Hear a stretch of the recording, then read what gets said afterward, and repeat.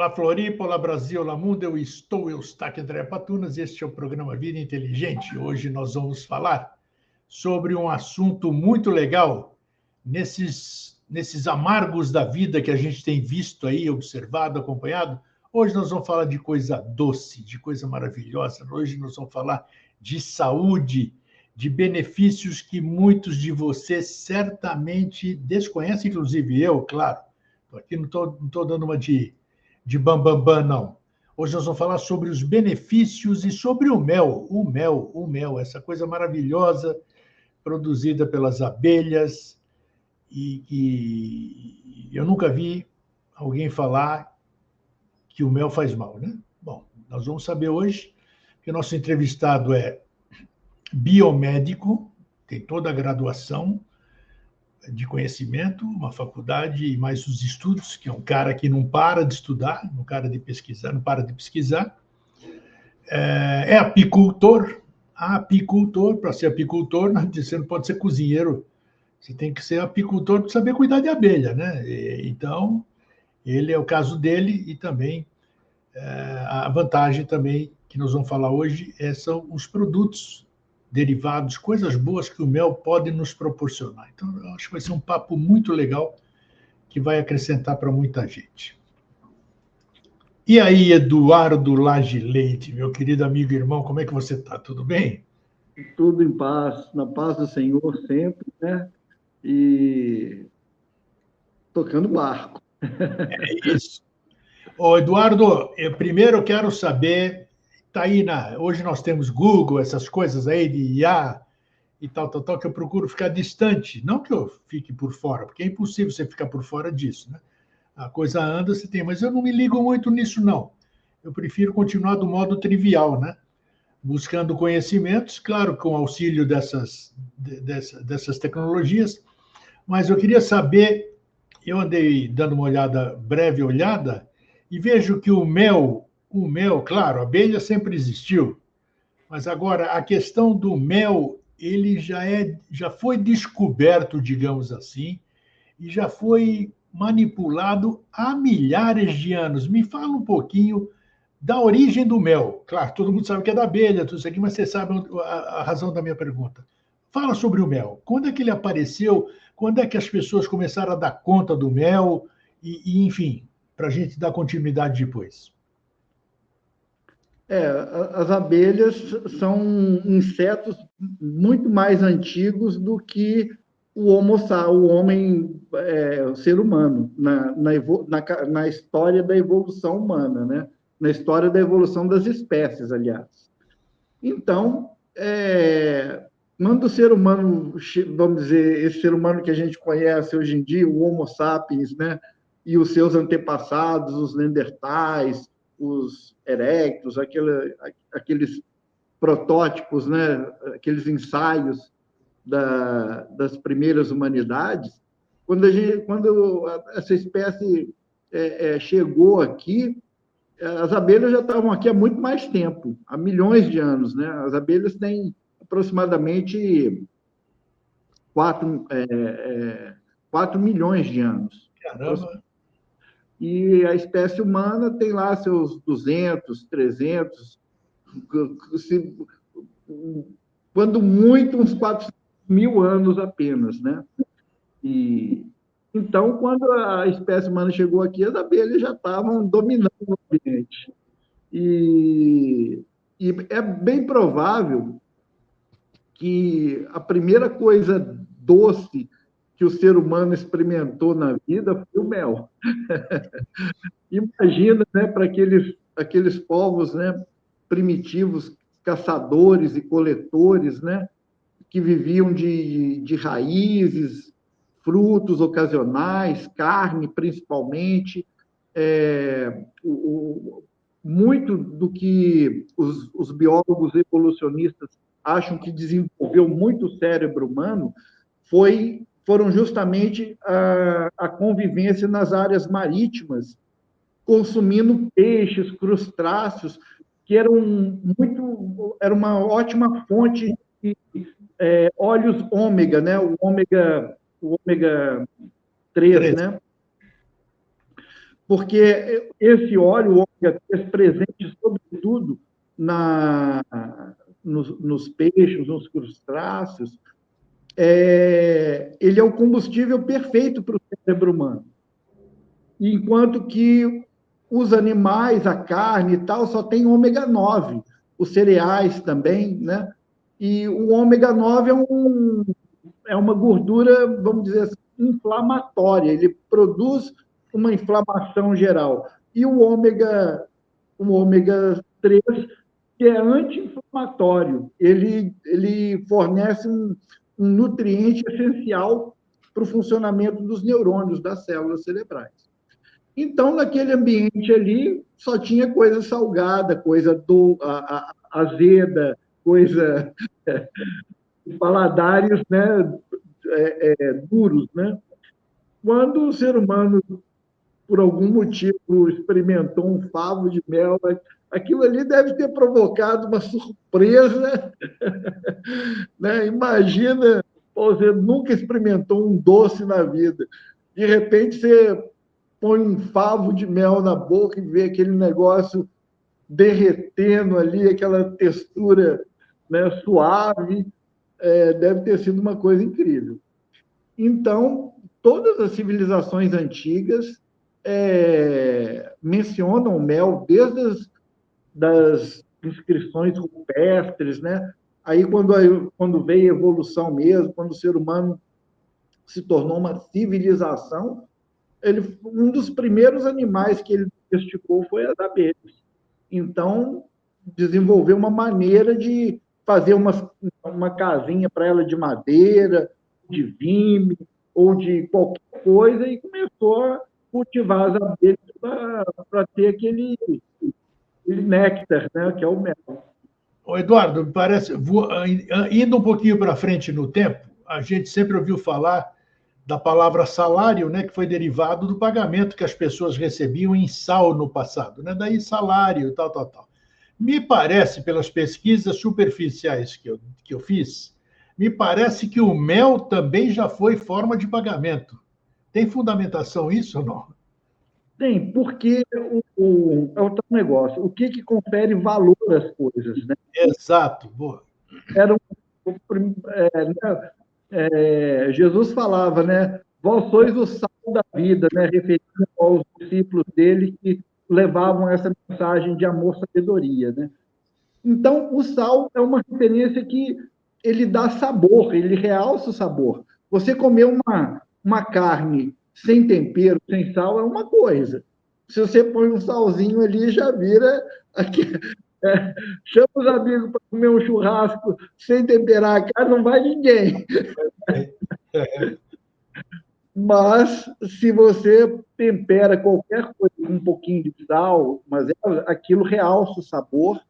E o sal também é muito medicinal. A gente precisa daqueles nutrientes que tem no sal marinho, né?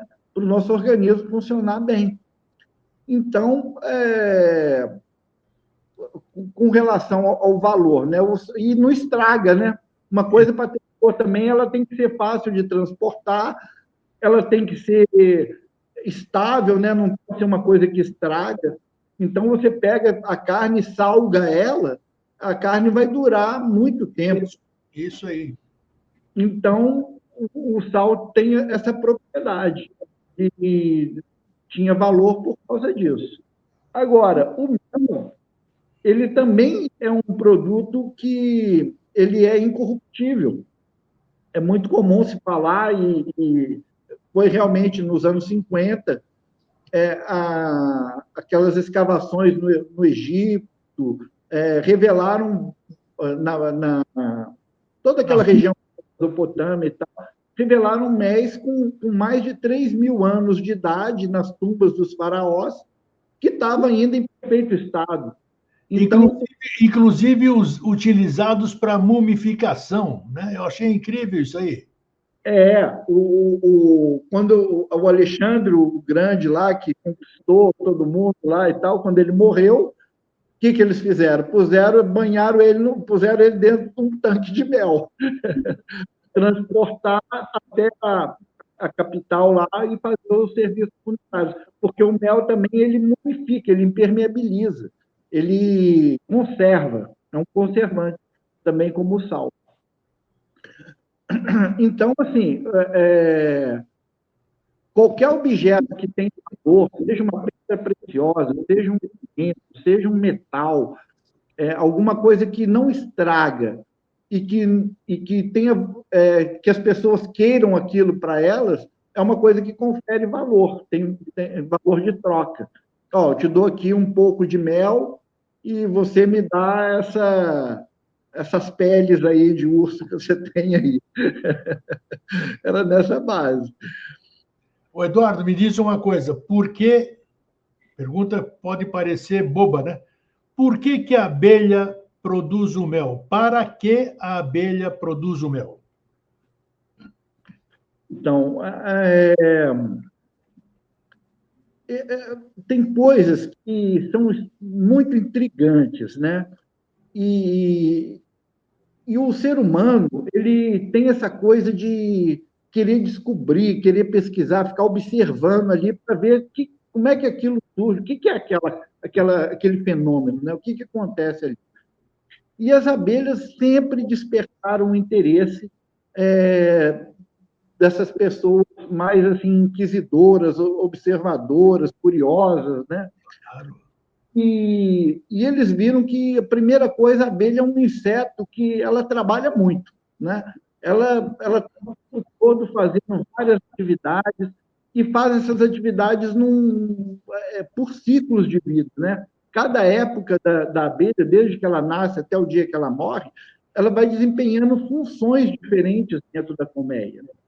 Então, essa organização só no final da vida da abelha que ela vai para campo buscar o néctar das flores para fazer o mel, o pólen, água, resinas vegetais, né, para fazer a própolis e tal.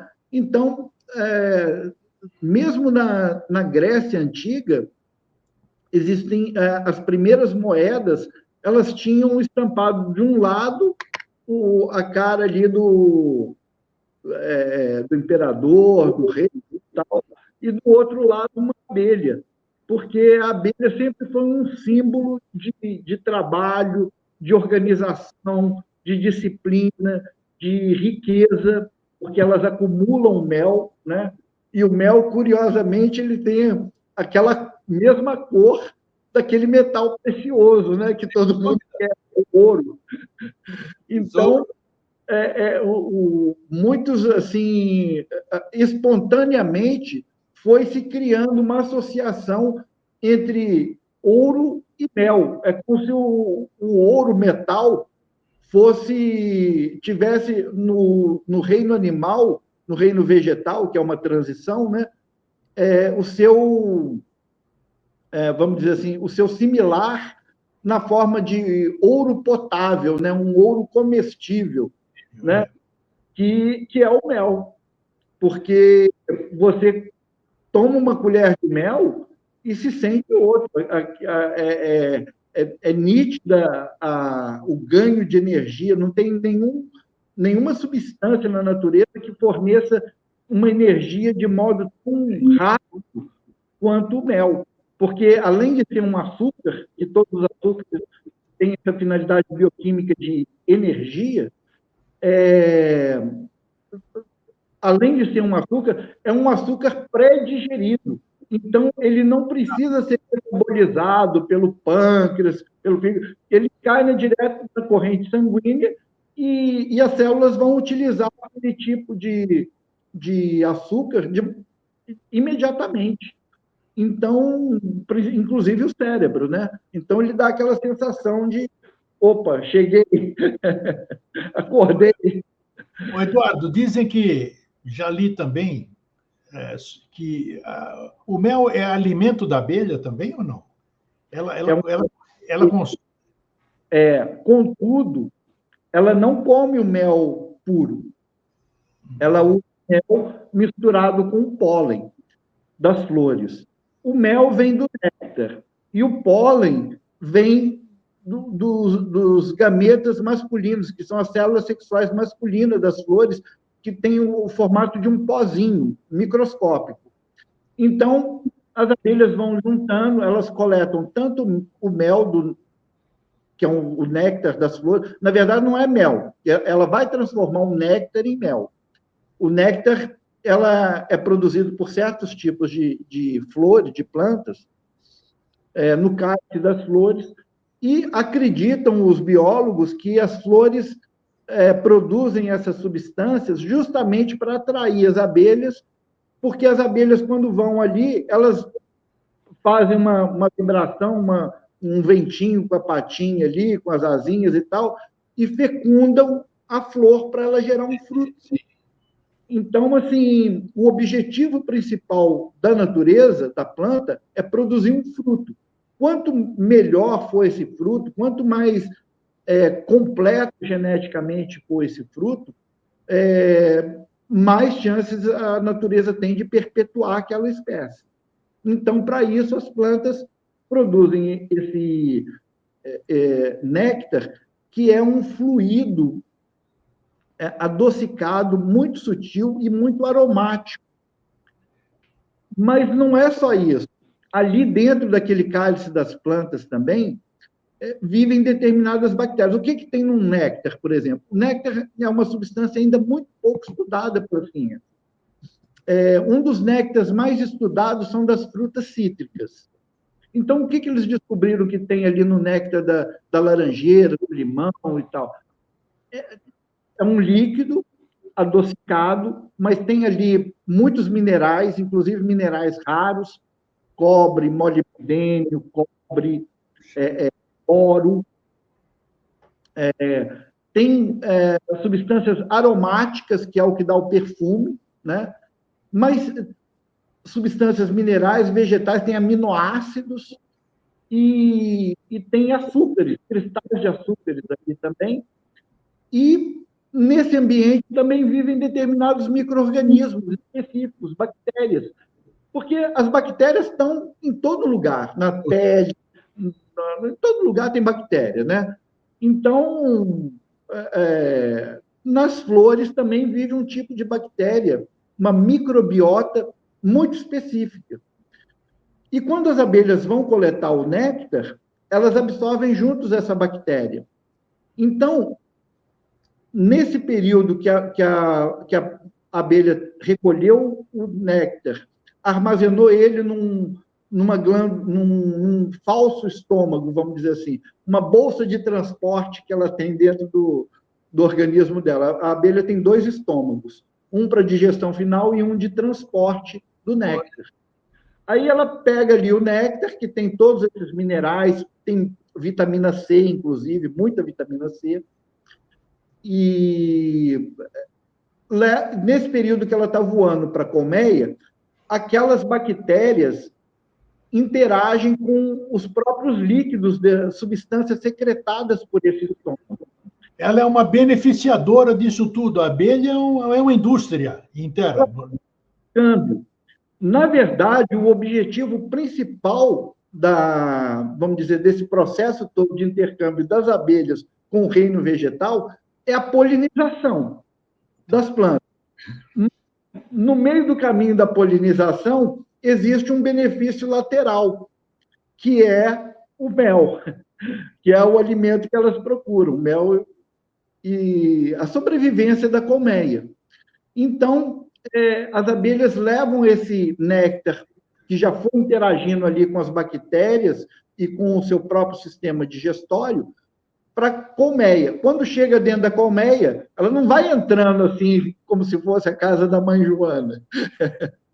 Tem guardas na frente da colmeia que dão uma geral nela ali, passa as antenas, palpa para ver se ela tem o cheiro da rainha daquela colmeia.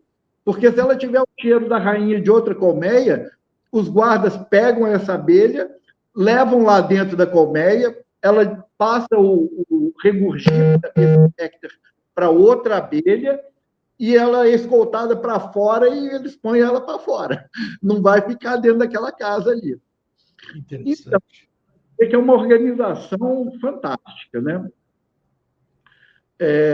Então, isso a abelha vai regurgitando, a que recebe o néctar da campeira. A abelha campeira é o nome que se dá para essa fase da abelha que está executando a função de ir a campo buscar nutrientes. E elas vão regurgitando, e regurgitando esse néctar, até misturar bastante esse néctar com essas bactérias, com os fluidos corporais da própria abelha. Quando chega depois que ela faz isso com cada porçãozinha de néctar que chega da abelha, umas 100 vezes, aí então é que ela deposita isso num favo de cera, né? E aí vem outra turma que fica batendo as asinhas ali para produzir uma corrente de ar, para evaporar a água, e esse mel vai sendo condensado, purificado, e quando ele chega numa proporção de 18% a 20% de água apenas, né? Quando ele entra na colmeia, ele tem 80%, 100%. Quer dizer, depois que perdeu muita água, aí então o mel está maduro e elas tampam esse favo, essa célula do favo, com uma leve camada de cera, dizendo assim, aqui está pronto, e nessas condições o mel é praticamente indestrutível, ele vai ficar ali por milênios. Tá, mas por que? Tudo bem. Por que elas fazem isso? Lacraram, e aí? Qual o objetivo disso, vamos dizer?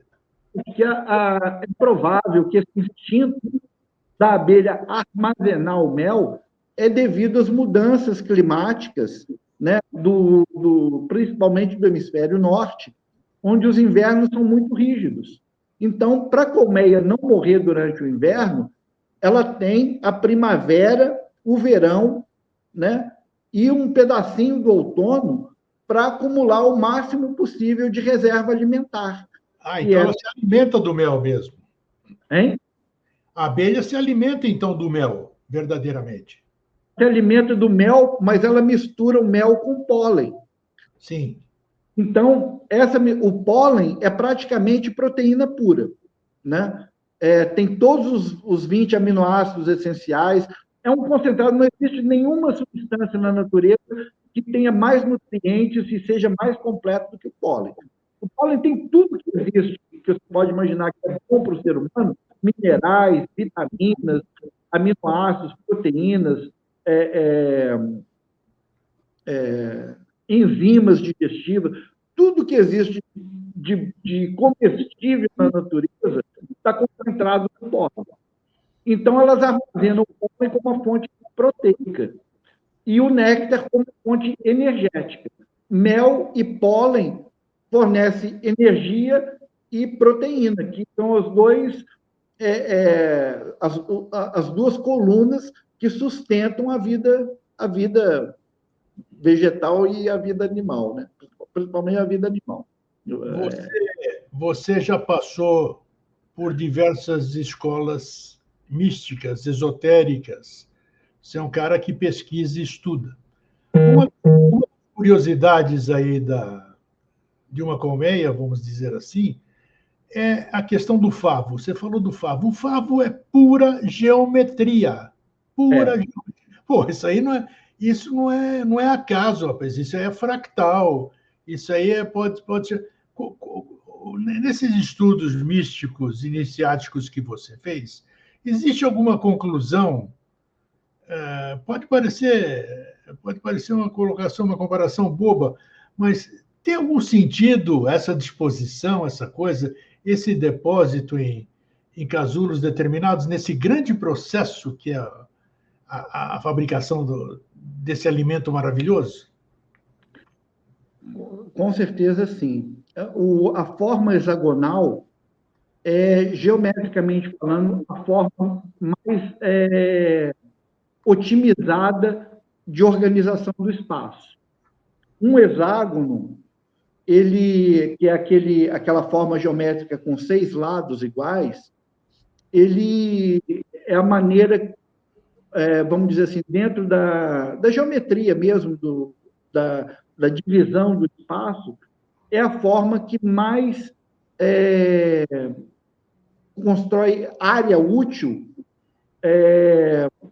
ou seja, delimitação de um espaço, com a menor quantidade de energia, de material possível.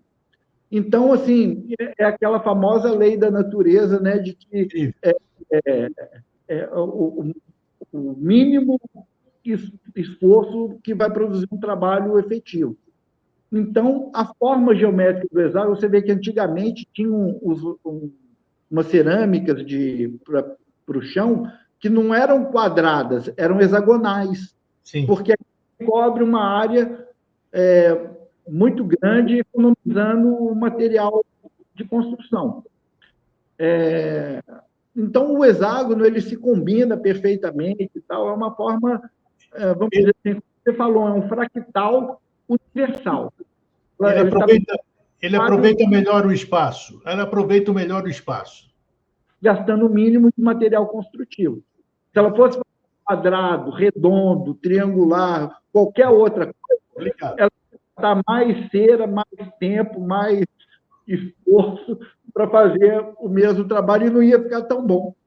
Agora, como que as abelhas, elas têm uma inteligência, veja, elas têm menos neurônios do que o ser humano, muito menos. Mas ela tem uma inteligência, assim, atualmente descobriram, pesquisas utilizando ferramentas tecnológicas, que a abelha reconhece rostos humanos. Ela sabe diferenciar você de mim só olhando na cara de um do outro. E então, elas têm uma capacidade de percepção do ambiente que é uma coisa de outro mundo, realmente. E até onde eu sei, que eu conheço, o pouco que eu estudei, quem melhor investigou isso do ponto de vista iniciático, né, foi o Rudolf Steiner, criador da antroposofia. Ele deu várias palestras sobre apicultura. Olha. E tem um livro dele que reuniu essas palestras, que é uma coisa. Aí você vai além da cúpula do trovão.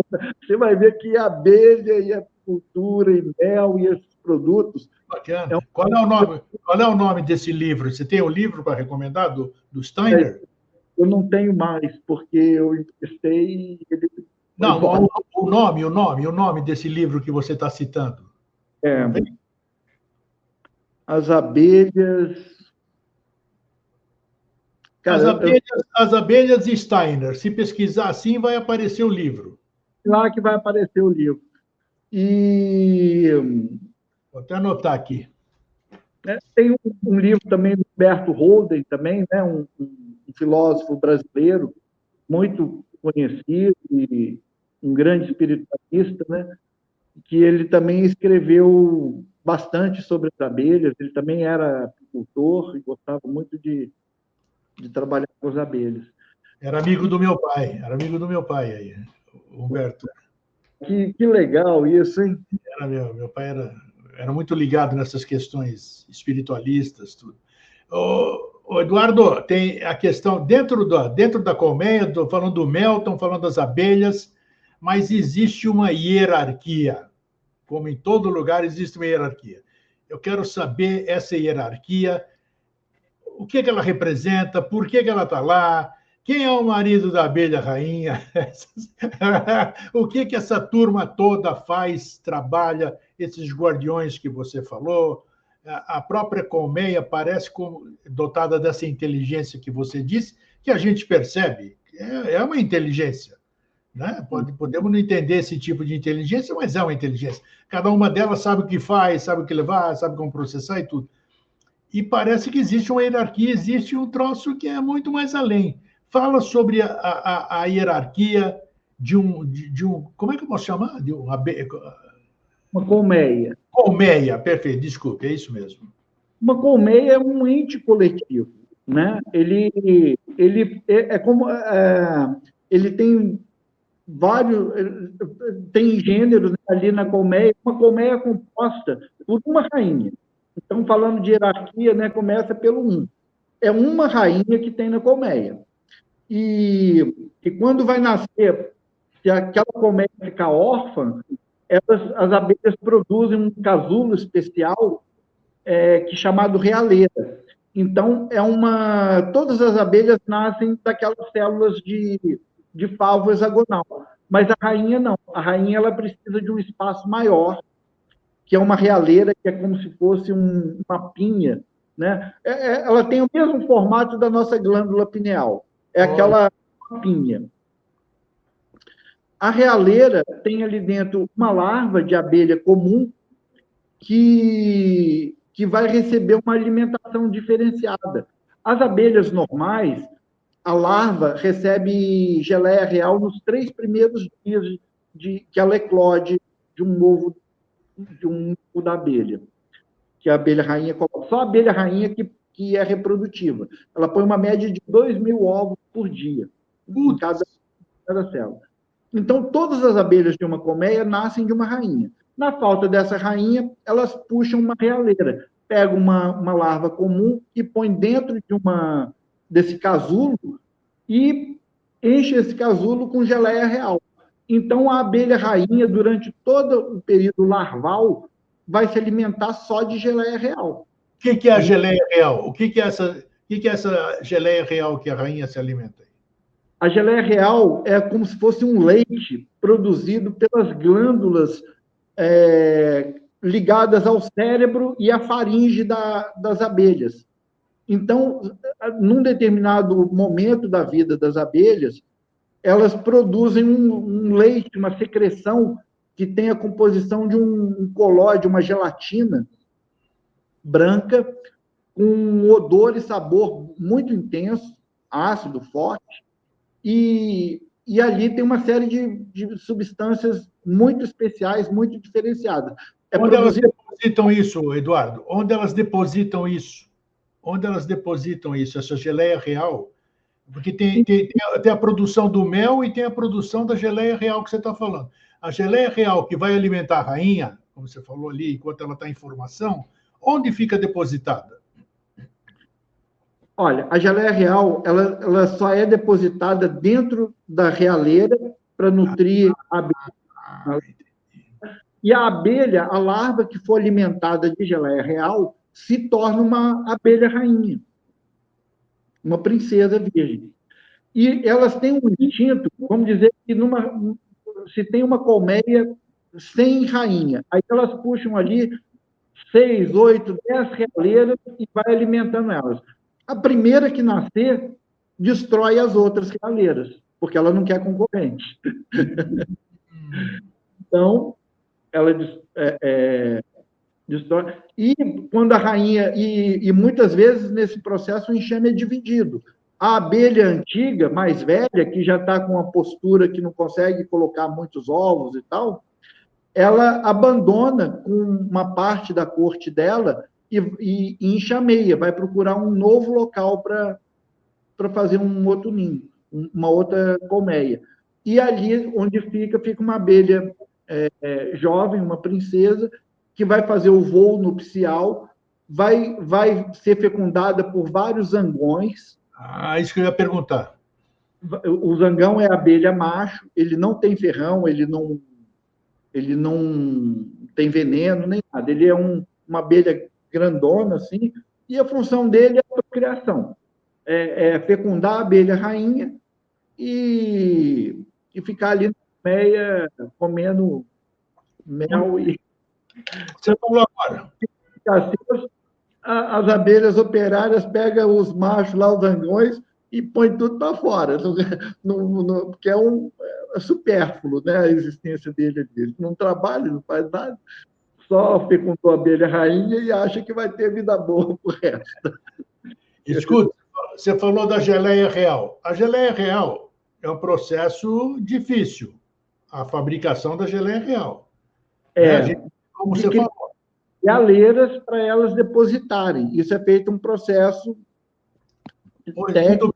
Aí a pergunta que não quer calar, e todo mundo que está nos assistindo vai perguntar: da mesma forma como o azeite de oliva existente à venda teria que ter 5 planetas para produzir aquele azeite, né? Quer dizer, é tudo picaretagem, vamos dizer, um grande azeite puro de oliva é a coisa mais difícil do mundo, tem um certo limite e se vende, não existe. Eu acredito que é a mesma coisa com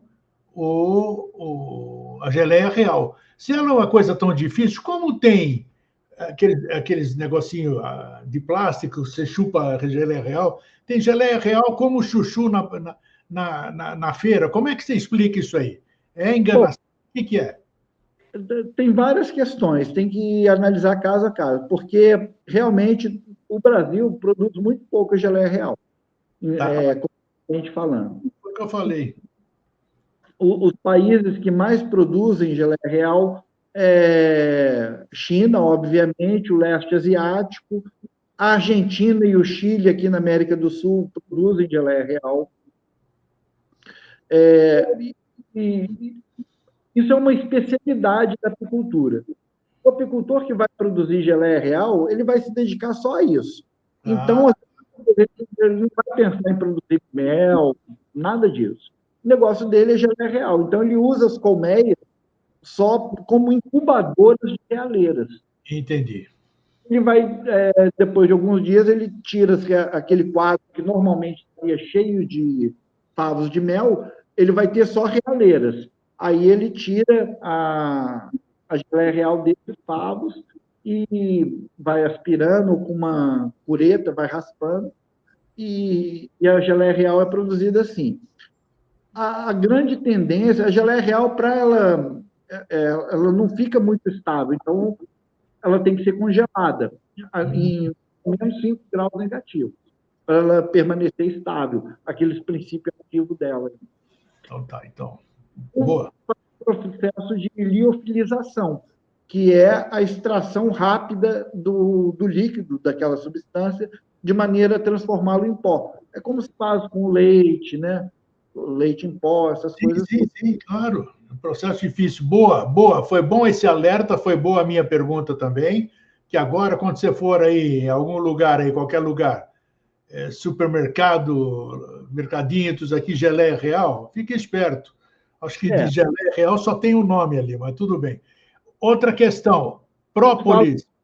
Mas a quantidade de geleia real diluída ali é muito pequena. Ah, sim, então, exatamente. Né? 0,02%. Então, é muito Eduardo, pouco. geleia real, geleia real, geleia real, que geleia real? Nada. Própolis, o que é própolis? Como se produz própolis? Quem produz própolis? Então, é como a gente estava falando, a própolis, vamos resumir assim, uma colmeia, ela produz 6 produtos. Ótimo. 6 produtos. Mel, pólen, própolis, geleia real, cera e veneno.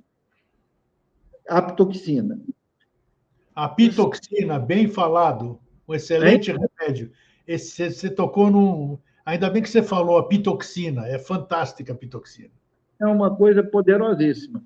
Existem muitos medicamentos que são extraídos da apitoxina, porque é um veneno, né, muito perigoso, um veneno ele é cerca de 80 vezes mais letal do que um dos venenos mais letais que tem, que é a da cobra cascavel.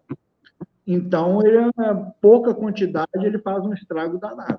Sim. E a quantidade que uma abelha carrega de veneno, quando ela dá uma ferroada, é uma gotícula mínima, né? Se a pessoa for alérgica, isso vai causar grandes problemas. Mas você vai desenvolvendo tolerância também, e até uma certa quantidade o organismo. Mas é bem dolorido, é uma injeção. Nossa, nem me fale. Quem que já tomou já sabe. E não vai soltando, não solta de uma vez, ela vai soltando aos poucos, né? É muito usado um dos principais componentes da apiterapia, que é uma das práticas integrativas e complementares de saúde do SUS, né? Das políticas nacionais de práticas integrativas, é o uso do veneno da abelha injetado mesmo como uma injeção para tratamento de várias coisas. E funciona, pode ter certeza. Funciona muito. Incrível. E depois começaram a, vamos dizer assim, utilizar princípios da medicina tradicional chinesa, com aqueles pontos de Douyin, de acupuntura, de mostração, né? No lugar de calor ou de pressão com o dedo ou de agulhas, como na acupuntura, utilizar a ferroada da abelha. Mas é uma ferroada muito controlada. Ela não é carregada toda a carga tóxica de uma abelha. E a abelha teve um vizinho meu, sou testemunha disso, que ele acabou falecendo de esclerose múltipla, mas ele foi tratado com picada de abelha, picada como você está falando. Tomava o próprio veneno lá, para minimizar, né? Porque a esclerose múltipla é incurável, né? Mas só para você ver a utilidade, que você sabe melhor do que eu, do veneno da abelha, né? O efeito que ela tem sobre o corpo humano. A questão do incurável é muito relativo, porque claro. O estágio atual da medicina tradicional, né, alopática, existem muitas doenças que são incuráveis. E muitas vezes elas não são, ou depende da fase. É como um câncer, por exemplo, né? Final é praticamente incurável. Mas se ele é detectado no princípio, a probabilidade de cura dele é muito maior. E assim acontece com todas as doenças, né? A própria diabetes, né? Se você já vê que tem uma síndrome metabólica do organismo, você pode fazer várias ações preventivas que vai desviar aquele rumo de fatalidade da doença. Então, a nossa medicina tradicional, alopática, ela é muito ruim de área preventiva. Eles não, a área preventiva para eles são aqueles exames periódicos que a gente faz e tal, mas quando alguma coisa aparece nesse tipo de exame, é porque já está muito avançado, né? Enquanto que as medicinas complementares e dessa área alternativa, ela tem métodos de diagnóstico muito precoces.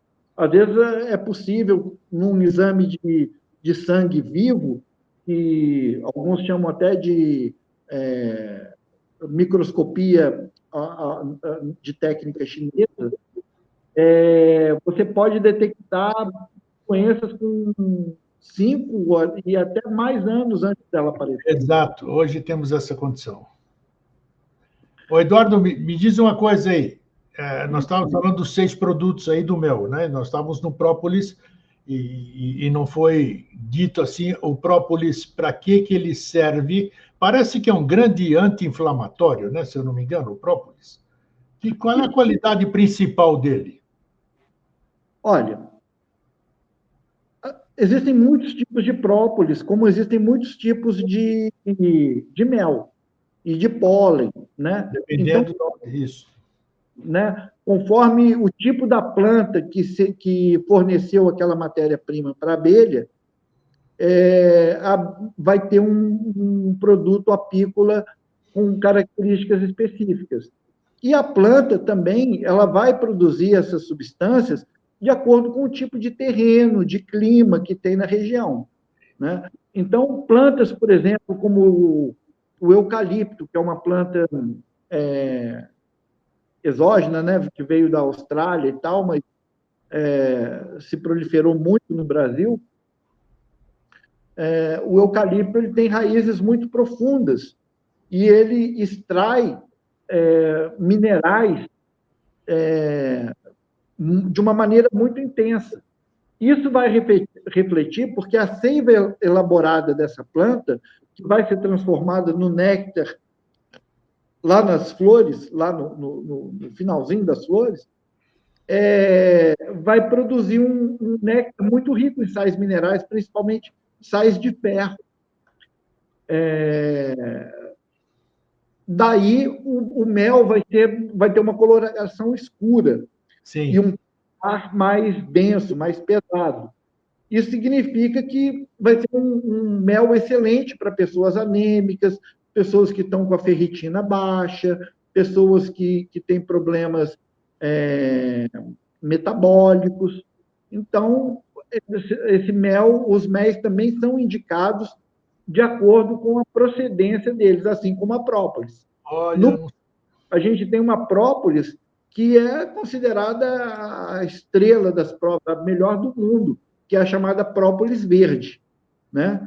Então, essa própolis verde ela é toda exportada, praticamente.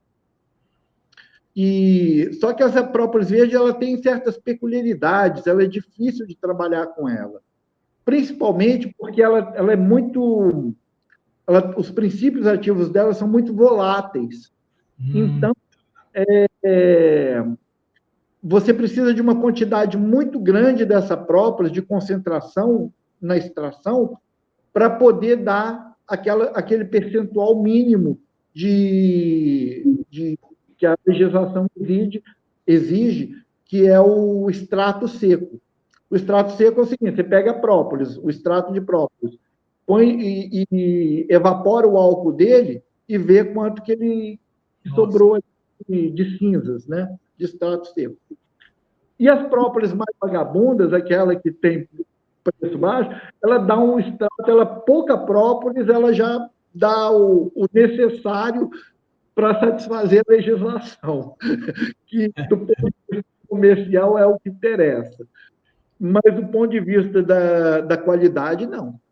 Então, assim, a gente tem que ficar muito criterioso, né, nessas normas, porque nem sempre o que é legalizado é o que favorece a qualidade do produto, nem sempre. Tá. Me diz uma coisa agora, para a gente finalizar sobre mel e depois nós vamos falar sobre benefícios, produtos, isso, contraindicações, posologia, interação medicamentosa, eu quero saber isso tudo. Nós temos ainda um tempinho. É muita coisa, né? Muita coisa. O universo da cabeça é muito grande. Até me fugiu o que eu ia perguntar. A questão do... Assim, o mel em si... dizem que nenhuma bactéria sobrevive dentro do mel, né? Isso aí... não é bem assim. Porque esse é um tabu que existe por aí. Você pode botar o que você quiser lá dentro que não sobrevive, vamos dizer. Estou aqui com um estudo bem recente, uma meta-análise que eu traduzi para o português, compostos de diferentes produtos das abelhas. E é um estudo que realmente ele fala de quais bactérias que são sensíveis ao mel. O H. pylori, por exemplo, ele é muito sensível ao mel. Então, sim, o mel é bactericida para o H. pylori. De um modo geral, o mel ele é bactericida para as bactérias gram-negativas. Gram-negativas, tá. Importante isso. Vamos dizer assim, dividido em gram-positivas e gram-negativas. Isso é uma maneira de uma análise chamada coloração de gram, que quando você vai fazer um esfregaço e tal, você impregna com um corante vermelho aquele esfregaço de bactérias e depois lava. As bactérias que seguraram aquela coloração são chamadas gram-positivas, ficaram tingidas. E as que não seguraram a coloração são as gram-negativas. Isso é um teste de análises clínicas que serve para você ver qual tipo de bactéria que você está lidando, qual família de bactérias. Sim. Então, assim, para as gram-negativas, aquelas que não seguram a coloração, ou seja, não tem uma película protetora acessória em torno delas, um envelope, vamos dizer assim, o mel consegue atuar de maneira muito eficaz. Você vê que eu fiz o Eduardo, para quem não conhece o Eduardo ainda, o Eduardo tem uma indústria, se posso chamar de indústria, né, que é a Herbomel, com H, vocês podem ver aí na internet, vocês vão ver o crédito aqui embaixo. E ele faz produtos maravilhosos. Não é porque é meu amigo, não é porque é meu convidado, nada. É porque fiz uso, necessitei e para mim deu certo. Pode não dar certo para você, né? Mas produtos maravilhosos, então é um trabalho muito bom. E eu sei que você sabe o que você está fazendo. Essa questão, o mel, ele um dos maiores, um dos melhores antitussígenos que se conhece no mercado é o mel com agrião, né? Essa interação. Não sei por quê. Você que é um bioquímico aí, não sei o que tem a ver o agrião com o mel, mas eu tenho percebido que muitos remédios, muitos medicamentos, seria mais interessante, são compostos por mel. A pergunta é, por quê? O mel é uma substância que tem muitas propriedades biológicas, bioquímicas, biofísicas. Então, o mel é higroscópico, ele concentra a umidade.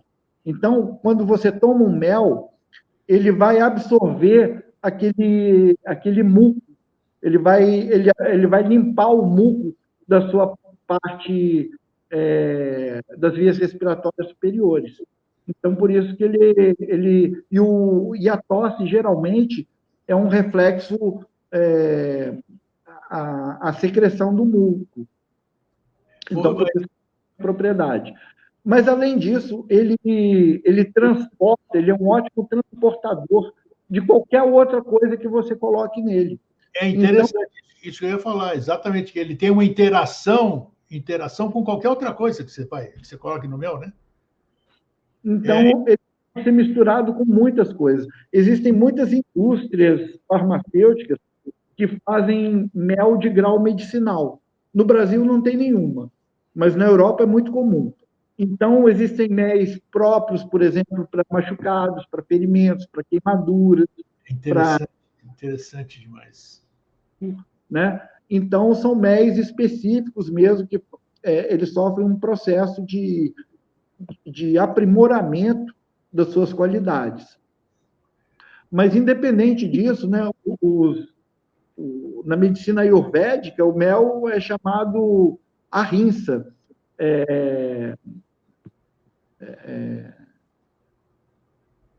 uma palavra que traduz pureza, que traduz propriedades purificadoras do corpo. Então,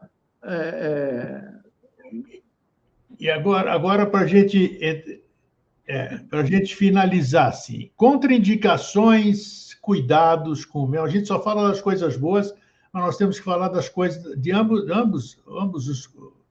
Parece que há algum cuidado a se tomar com pessoas que são diabéticas, né? Ou que tem algum problema com açúcares. Eu pensei que o açúcar, eu pensei que era um açúcar limpo, puro, que não fazia mal. Você podia ingerir quando você quiser, adoçar o seu café, adoçar o seu chá, o seu bolo, tudo ali com mel. Mas me parece que não é bem assim. Parece que tudo o que abunda prejudica nessa questão, né? Então, gostaria que você falasse com isso. É o famoso ute não abute, né? Usa, mas não abusa. Para cada pessoa, para cada idade, existe uma dose específica recomendada. Agora, de modo geral, o mel nunca deve ser aquecido, porque quando é aquecido, ele produz realmente uma substância tóxica, que é o metilfural. E então, o mel que sempre tem que ser um mel cru. O mel cru é onde ele preserva as diástases, as enzimas, que são termosensíveis. O banho-maria não prejudica? Hein? Banho-maria não prejudica o mel? Até a temperatura de 40 graus, você pode tê-lo para ele pôr o mel cristalizado, ficar líquido e tal. Você pode pôr uma colher de mel para adoçar o seu lanche, o seu café, o seu produto, porque ali ele não vai ficar exposto a uma temperatura elevada por muito tempo. mas não é uma coisa que você vai colocar como ingrediente para fazer um bolo, por exemplo, uma torta. Esse ano é o ano internacional, é o ano que o mel foi escolhido, está tendo vários concursos de gastronomia usando mel, receitas, vários chefes aí participando, com vários méis de terroir diferentes, né? Aquelas características de cada região, está sendo muito estudado. Mas tem que tomar cuidado com isso, o mel não pode ser aquecido. Segunda coisa, o mel tem um pH ácido, um potencial de hidrogênio iônico ácido. Então, o mel tem um pH em torno aí de 3,9 a 4,2. Isso significa que pessoas que tenham problemas gástricos tem que ser usado com uma certa orientação. Agora, isso que você falou de não ser bom para diabetes, muita gente, isso é um consenso, muito falado, mas o que os estudos indicam não é isso. O mel, nesse estudo aqui, de várias universidades, ele é utilizado como atividade antidiabética. O mel como... Então, aqui, o mel demonstrou reduzir a glicemia em modelos animais e em pacientes com intolerância à glicose ou diabetes. Olha... Então, justamente o contrário. É lógico que a pessoa não vai se lambuzar de mel, mas o mel em doses moderadas, ele vai ser um fator antidiabético, vai equilibrar o metabolismo dos açúcares. E para a gente finalizar, uma coisa que eu não podia deixar de falar também. Complementa o que você vai falar, mas já responde o que eu vou te perguntar também, na seguida. Bracatinga. Dizem que não é um mel, é uma secreção de uma árvore. Eu gostaria que você falasse também, mas é um negócio poderosíssimo em questões pulmonares também. Então, vamos lá. A bracatinga é uma árvore que dá aí na região sul da Serra Catarinense, principalmente. Então, ele não é um mel, é um melato. O nome técnico é um melato, porque ele não é feito do néctar das flores, como o mel verdadeiro. Ele é feito por uma secreção de uma, vamos dizer assim, de um parasita, de uma doença que as abelhas têm, que as folhas da árvore de bracatinga têm, e secretam um líquido adocicado. E as abelhas colhem esse líquido adocicado para fazer também uma reserva alimentar. E aí ela tem características muito especiais, né? Ela é completamente distinta dos méis provenientes de néctar floral. É incrível. Agora, você ia complementar com alguma coisa aí, que eu te interrompi com a pergunta do... O mel ele tem duas maneiras muito boas de ser utilizado por crianças, adolescentes, adultos, idosos, de uma maneira geral. É uma colher de mel puro antes de dormir. Colher o quê? De sopa? Sopa? Sobremesa? O quê? É uma colher de sopa. Uma colher boa de mel antes de dormir, ele vai fazer um processo de restauração nervoso.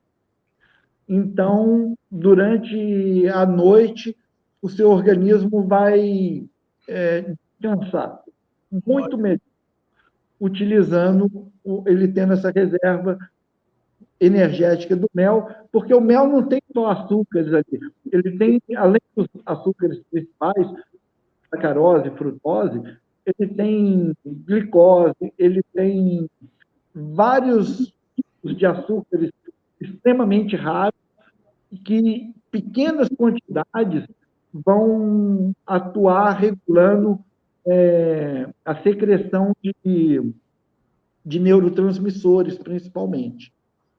Então, tem muitos estudos já que comprovam isso. E, durante a manhã também, o ideal, grego. Assim, você vê que as pessoas dispensassem qualquer tipo, ou quase qualquer tipo de açúcar, açúcar branco, esses açúcares industriais todos, né, adoçantes, químicos e tal, e substituir isso pelo mel. Isso é um doce que a natureza, que a mãe natureza trouxe para a gente se lambuzar, se adoçar o paladar. São invenções que são drogas, não são alimentos, né? Então, é isso. O ser humano é muito teimoso, né? Ele é muito resistente aí. Você vê o urso, né? O urso se baba, o urso se delicia com o mel. O urso deve ser esperto pra caramba, né? Tá aí, gente, ó, uma bela aula, tá aí, pesquise mais agora sobre o mel. Entra aí onde você quiser, nos sites de busca. Tem muita coisa muito legal sobre o mel. E é uma coisa que não é cara, é uma coisa acessível a todo mundo. Você mora perto de algum sítio aí, tudo. Sempre tem apicultor por perto. Picareta existe em qualquer lugar, que mistura, faz mel. Assim, mas a maioria é mel 100% puro, né? Tem alguns macetes que depois a gente pode passar qualquer dia de saber se o mel é puro ou não.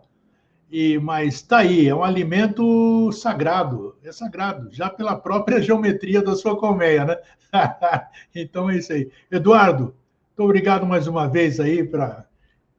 Está aí aqui embaixo agora a Herbomel, olha, o nome não é por acaso. Vejam lá os produtos que tem e eu recomendo porque a procedência é excelente. Tá bom, gente? Eduardo, mais uma vez, obrigado, meu querido. Um fraterno abraço e até a próxima. Eita, falar de saúde, adoro falar de saúde, porque saúde é tudo. Dinheiro é bom? É. Fazer isso, aquilo, ir para a praia é bom, viajar é bom, namorar é bom, fazer tudo é bom, mas se não tiver saúde, meu amigo, você não faz nada disso. Você não faz nada disso. Então, tudo que é programa de saúde, eu procuro trazer aqui para que a gente possa pelo menos ter consciência, você saber sobre saúde. Se depois você vai querer seguir, é problema seu. É isso aí, gente. Fraterno abraço, um feliz sempre e até a semana que vem. Tchau.